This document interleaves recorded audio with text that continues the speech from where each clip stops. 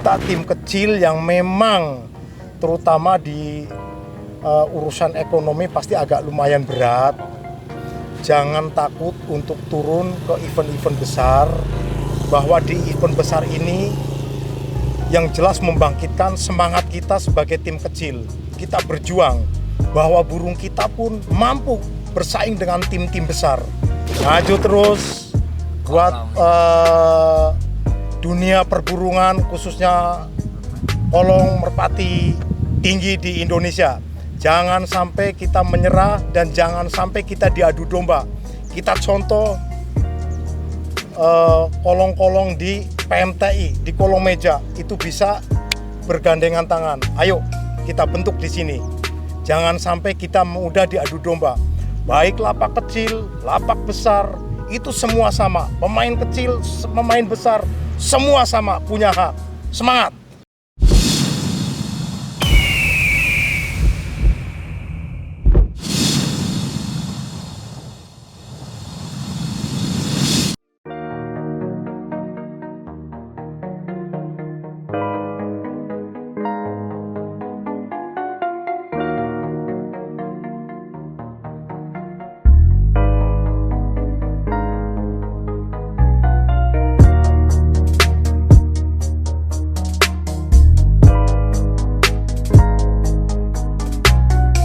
Perkenalan dulu Om, dari tim mana dan sebagai apa?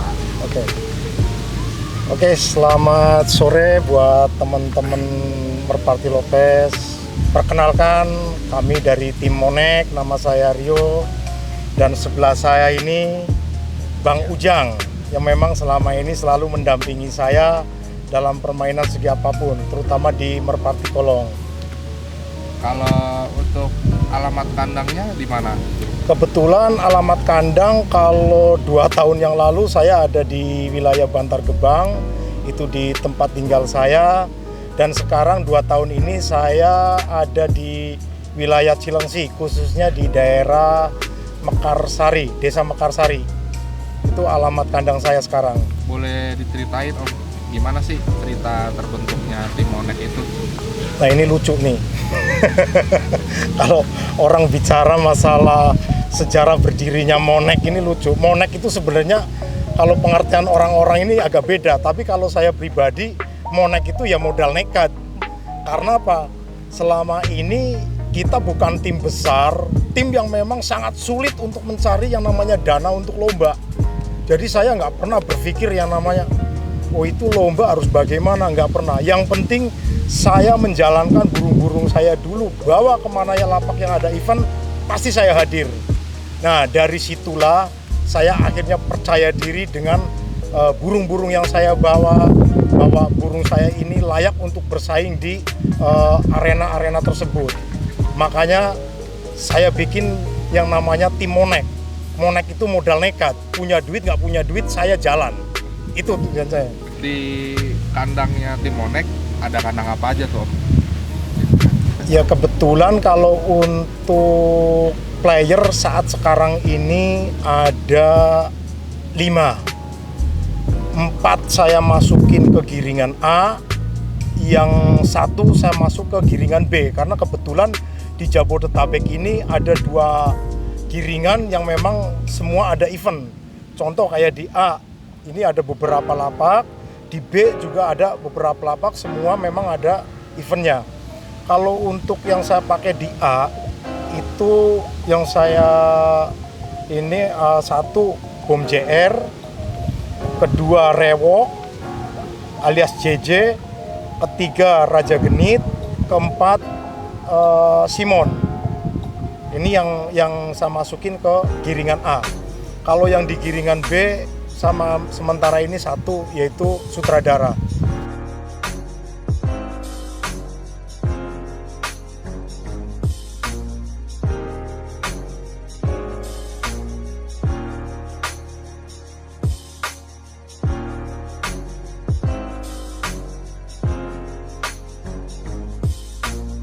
Menurut Om Trio, burung atau player yang udah layak lomba itu yang udah memenuhi syarat apa aja sih? Kalau untuk burung yang sudah layak lomba, yang jelas satu, ini kalau menurut saya pribadi ya, burung ini satu jelas sudah memenuhi syarat. Kalau kita latih, udah mencapai setar, itu minimal 10 kali lepasan, 10 kali ngolong. Itu aja kuncinya, karena apa? Di burung kolongan ini banyak sekali rintangannya. Satu, kadang-kadang udah ngolong atas, di bawah penyelesaiannya belum memadai. Kedua, burung istilahnya nggak semuanya rata burung itu bisa ngolong. Kadang-kadang ada pemain juga yang selon, karena memang bangga burungnya udah setar, tapi dia nggak memikirkan sudah kena kolong apa belum. Nah ini kadang-kadang kita juga antisipasi, makanya kita benar-benar bawa burung yang memang sudah 100% kena kolong. Mungkin itu yang kita selama ini bawa burung-burungnya. Di antara player yang disebutin tadi, yang paling banyak prestasinya apa? Kalau untuk sementara ini Simon prestasinya udah lumayan banyak, tapi memang kemarin sempat saya taruh di B. Di giringan B itu hampir berapa kali menjuarai 1, 2 itu hampir, bahkan 2 bulan kemarin berturut-turut juara 1. Itu di lapak Cohak. Kalau untuk Bom JR sendiri ini burung muda ya, jadi burung baru rampas, kebetulan pas eventnya event besar kita coba ikutin, ternyata rezekinya luar biasa. Dapat juara 1 mobil second di lapak GMR Mekarsari. Di Timonek itu materi ternaknya apa nih? Saya kalau untuk ternak memang nggak banyak ya, jadi ada beberapa pasang yang memang termasuk burung legendaris lah kalau menurut saya. Mungkin zaman dulu belum ada yang namanya YouTube seperti ini. Kalau mungkin ada YouTube, itu orang pasti akan tahu siapa itu jengkol. Nah, nama burungnya memang unik. Kebetulan saya beli dulu dari pemain kecil, terus dipegang pemain besar, yaitu tim lokomotif. Kebetulan jokinya juga udah termasuk joki Malang Melintang, itu Sipur namanya. Saya bayar, akhirnya dipegang sama tim Monek pun memang kualitas burungnya luar biasa. Alhamdulillah rezekinya juga bagus. Ada anaknya jengkol nggak di player Om? Kalau jengkol anaknya sudah lumayan banyak, kebetulan juga ada beberapa yang udah prestasi, yang di Lampung juga sudah ada, termasuk di saya sendiri kemarin juga udah mulai prestasi. Terus ada yang di tim-tim lain, memang sengaja kita nggak pernah istilahnya burung keluar itu kita masuk ke M itu enggak. Jadi kita burung keluar ya udah itu berarti rezeki kita gitu aja. Kalau suplemen oke lah, suplemen kita juga nggak terlalu banyak neko-neko ya, kita tetap pakai ramuan tapi herbal.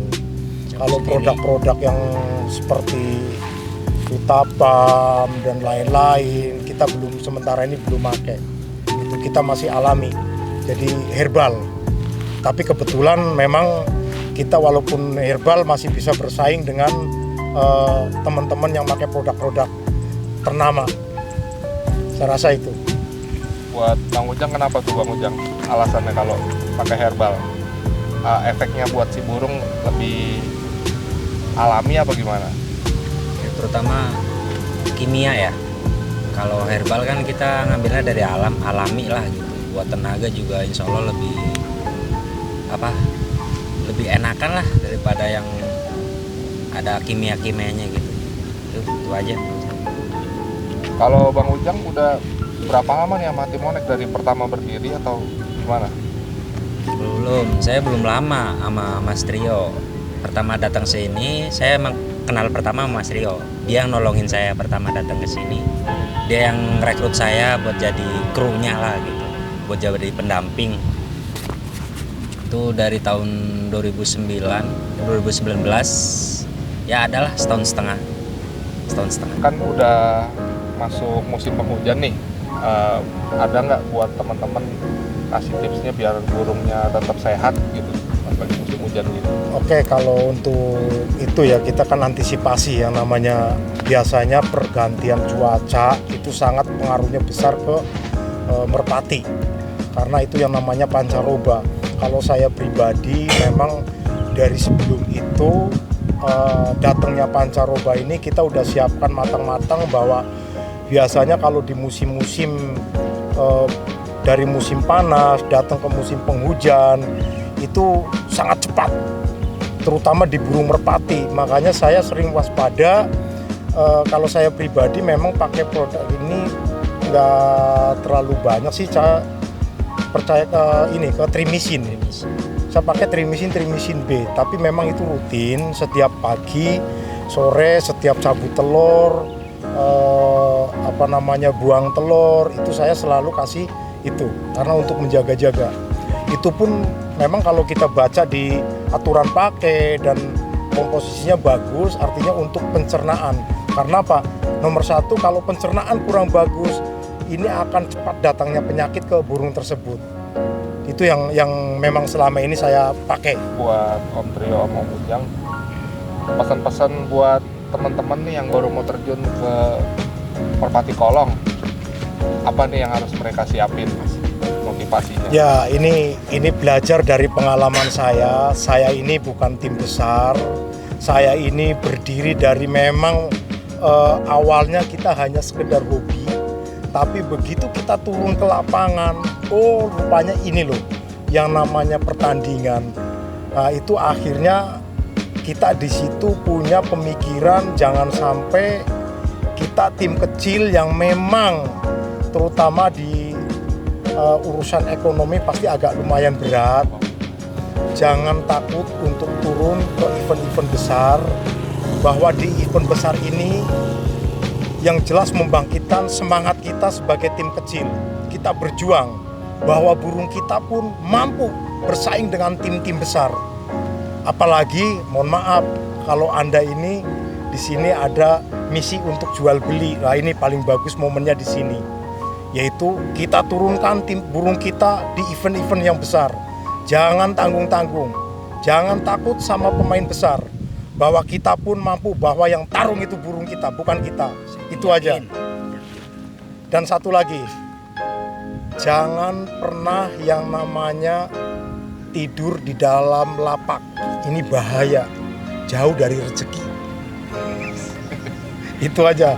Oke, buat teman-teman, pokoknya lanjut terus, bergembira selalu.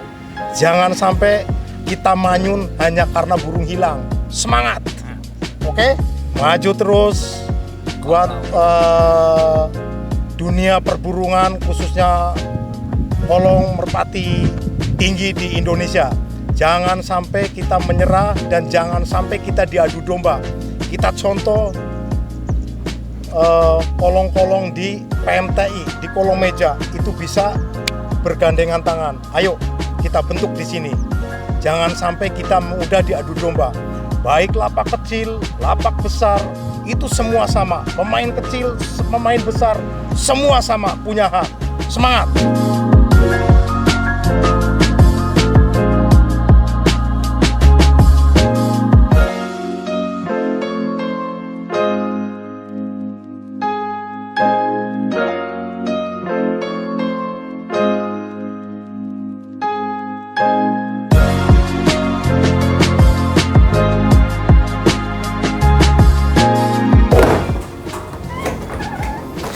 Oke teman-teman, kita mau memperkenalkan player-player dari tim Monek yang memang selama ini alhamdulillah prestasinya lagi luar biasa.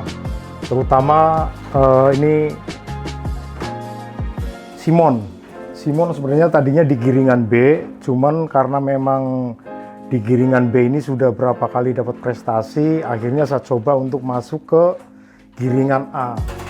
Nah, ini untuk minggu ini mau action, mudah-mudahan ada rezeki. Kalau ini kebetulan bom JR, saya keluarkan juga nih. Nah, ini bom JR yang beberapa bulan yang lalu baru mendapatkan satu buah mobil second, juara 1. Kalau karakter burung ini memang spesialis ninggal ya, jadi speednya luar biasa. Udah beberapa kali musuh jarang ada yang bisa gandeng. Ini karakternya. Kalau turun saya rasa nggak terlalu kencang, tapi memang speednya yang luar biasa. Ini ada lagi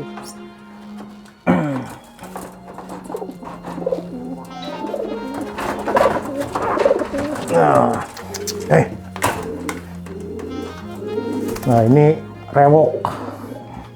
Kalau kemarin pas dapet di bintangannya saya kasih nama JJ. JJ itu artinya jengkol Juventus, karena kebetulan ini anak dari jengkol dan mamanya Juventus dari tim Nagoya dulu. Nah, ini anaknya nih. Kalau jengkol itu juara legendaris sekitar tahun 2016, 16.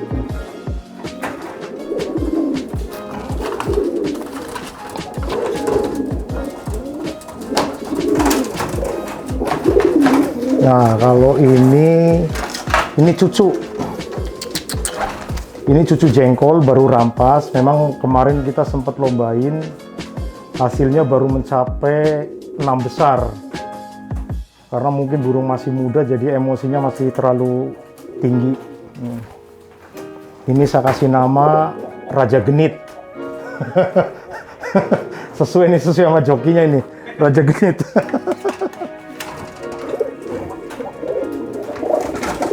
Ini ada satu lagi, tapi ini saya ambil di giringan B. Ini lagi ngerem nih. Nah, ini di giringan B. Ini posisi lagi ngerem nih, jadi nggak ada cewekannya. Kalau ini saya ambil dari tim Bandidos. Dulunya sempet dipakai untulan, karena beberapa giringan ini nggak pernah turun. Itu, tapi pas kebetulan ini ganti cewek, kerjanya lumayan bisa nyenengin saya, jadi nggak sia-sia saya beli lumayan mahal sih. Oke, mungkin ini yang bisa saya perkenalkan. Untuk yang lain-lain paling anak-anaknya masih ada juga sih. Jengkol memang di sini didominasi jengkol itu.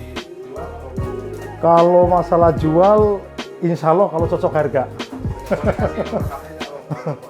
ada nanti bisa di FB-nya juga ada Sinar Monek kalau nggak salah ya, itu FB saya. Memang saya selama ini nggak pernah yang namanya posting kayak teman-teman habis juara posting, kita nggak. Tapi faktanya ini penghasilan burung-burung saya yang selama ini saya rawat.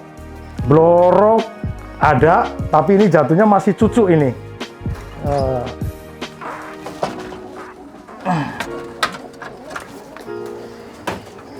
Dari beberapa tahun ya, saya menunggu hasilnya ini.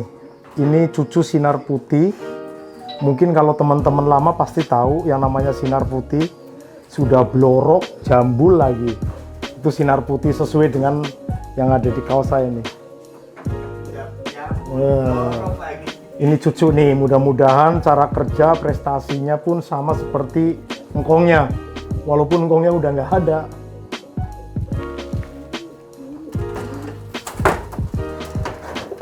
Mungkin itu aja buat teman-teman yang barangkali pengen datang ke kandang Monek.